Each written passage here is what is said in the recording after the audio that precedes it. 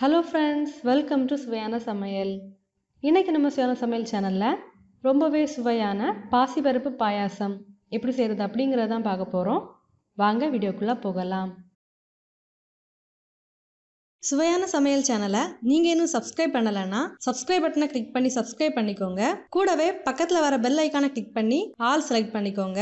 இந்த சேனல்ல வர வீடியோஸை மிஸ் பண்ணாம பாருங்க. ஒரு கடாய் எடுத்துக்கோங்க. கடாய் சூடானதுக்கு அப்புறமா இதுல 1 கப் பாசி பருப்பு சேர்த்துக்கோங்க. இந்த பாசி பருப்பை நல்லா வாசனை வர அளவுக்கு மிதமான தீயில வச்சு வறுத்தெடுத்துக்கோங்க. இந்த பாசி பருப்பை கருகிடாம வறுத்தெடுத்துக்கோங்க. அப்போதான் பாயாசம் ரொம்பவே சுவையா இருக்கும். பாருங்க, இதை நல்லாவே வறுத்தெடுத்தாச்சு. இப்போ இந்த பாசி பருப்புல தேவையான அளவுக்கு தண்ணி சேர்த்து இதை நல்லா கழுவி எடுக்கலாம்.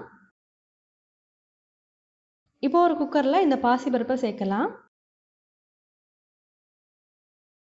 கூடவே இதை வேக வைக்கிறதுக்கு தேவையான அளவுக்கு தண்ணி சேர்த்துக்கோங்க.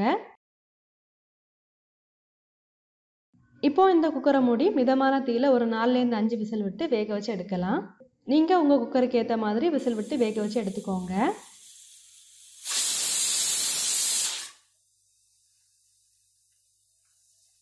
குக்கரோட ப்ரெஷர் ரிலீஸ் ஆகியாச்சு. இப்போ இதை ஓப்பன் பண்ணலாம். பாருங்க, பருப்பு நல்லாவே குக்காகி வந்திருக்கு. இப்போ இதை லைட்டா மசிச்சு விடலாம். எல்லா பருப்பையுமே மசிக்க தேவையில்லை, ஒன்றுக்கு பாதியாக மசிச்சு எடுத்தால் போதும். அப்போதான் பாயாசம் சாப்பிடும்போது ரொம்பவே சுவையாக இருக்கும். இப்போ ஒரு பாத்திரத்தில் 1½ கப் அளவுக்கு வெல்லம் சேர்க்கலாம். உங்களுக்கு இனிப்பு அதிகமாக தேவைப்பட்டுச்சு அப்படின்னா நீங்கள் அதிகமாக சேர்த்துக்கோங்க. இல்லை கம்மியாக போதும் அப்படின்னா இதை விட கம்மியாக சேர்த்துக்கோங்க. கூடவே 1¼ கப் அளவுக்கு தண்ணி சேர்க்கலாம். இப்போ இதை ஒரு வாட்டி நல்லா கலந்து விடலாம். இப்போ இந்த வெல்லத்தை தண்ணியில் நல்லா கரைய விட்டு எடுக்கலாம்.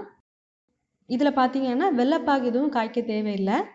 இந்த வெல்லம் தண்ணியில் நல்லா கரைஞ்சி வந்தாலே போதும். பாருங்கள், இது நல்லாவே கொதிக்க ஆரம்பிச்சாச்சு. வெல்லம் தண்ணியில் நல்லாவே கரைஞ்சி வந்தாச்சு. இப்போ ஒரு கடாயில் இந்த வெள்ளப்பாகை வடிகட்டி சேர்த்துக்கோங்க.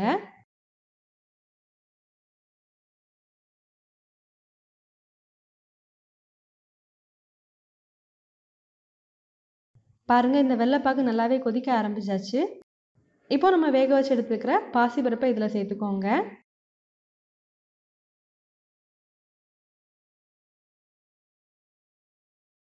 பாசி பருப்பை சேர்த்ததுக்கு அப்புறமா இதை கட்டி இல்லாமல் நல்லா கலந்து விட்டுக்கோங்க.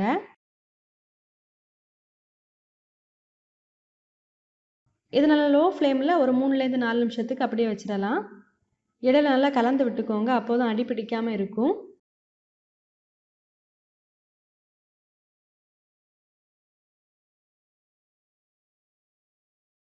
இப்போ இதில் கெட்டியான தேங்காய் பால் சேர்த்துக்கோங்க.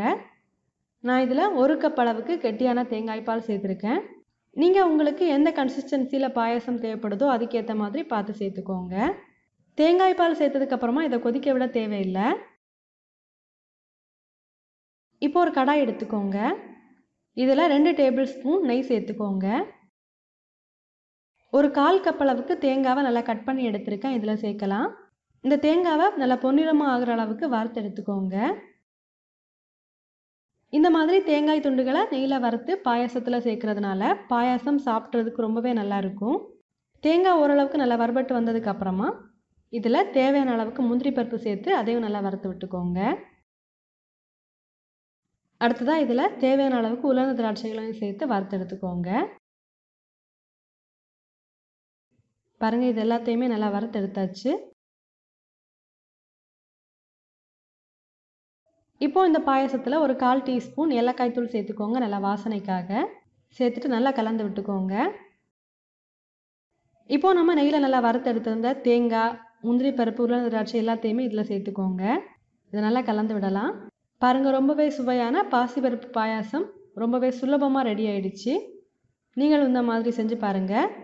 செஞ்சு பார்த்ததுக்கு அப்புறமா உங்கள் கமெண்ட்ஸை மறக்காமல் எங்களோட ஷேர் பண்ணுங்கள். இந்த வீடியோ உங்களுக்கு யூஸ்ஃபுல்லாக இருந்துச்சு அப்படின்னா உங்கள் நண்பர்களோட பகிர்ந்து கொள்ளுங்கள். நீங்கள் இன்னும் நம்ம சுவையான சமையல் சேனலை சப்ஸ்கிரைப் பண்ணலைன்னா மறக்காமல் சேனலை சப்ஸ்கிரைப் பண்ணிக்கோங்க.